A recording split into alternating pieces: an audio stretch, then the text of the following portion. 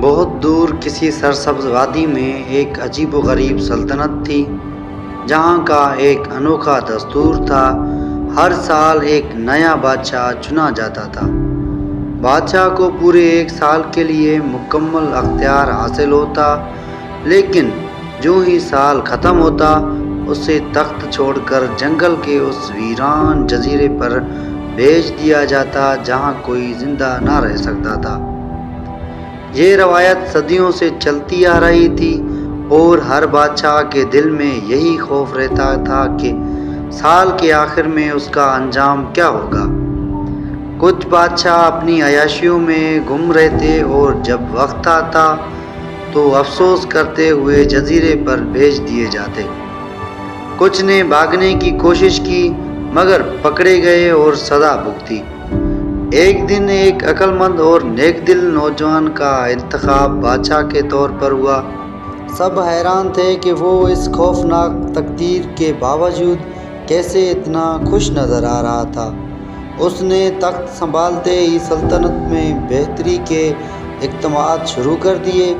اس نے غریبوں کی مدد کی، فوج کو منظم کیا اور رایا کے دل جیت لیے۔ مگر اس کی سب سے حیران کن بات یہ تھی کہ وہ اکثر سلطنت کے سپاہیوں اور مزدوروں کو خاص سمت میں بھیجتا تھا۔ جب کسی نے اسے سوال کیا تو وہ مسکرا کر کہتا، بس انتظار کرو، وقت سب کچھ بتا دے گا۔ آخر وہ دن آ گیا جب نئے بادشاہ کا انتخاب ہوا اور نوجوان کو جزیرے پر بھیجنے کا وقت آن پہنچا۔ سب نے افسوس کیا کہ اتنا اچھا بادشاہ بھی اس خوفناک انجام کا شکار ہونے جا رہا تھا۔ لیکن جب وہ جزیرے پر پہنچا تو سب حیران رہ گئے۔ وہی ویران جزیرہ اب ایک شاندار بستی میں بدل چکا تھا۔ وہاں سرسبز باغات تھے، شفاف پانی کی نہریں بہہ رہی تھی اور خوبصورت مکانات موجود تھے۔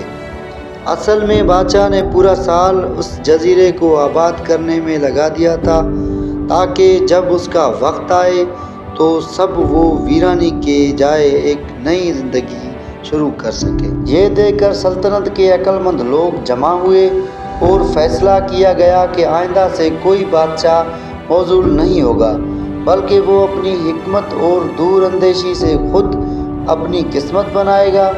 یوں ہر بادشاہ اپنے لیے نہ صرف ایک سال کی بادشاہت بلکہ ایک روشن مستقبل بھی خود تیار کرنے لگا۔ تو دوستو، اس کہانی سے ہمیں یہ سبق ملتا ہے کہ ہم بھی اپنی آخرت کو ایسے سنواریں جیسے اس بادشاہ نے اس کھنڈر جزیرے کو سنوارا۔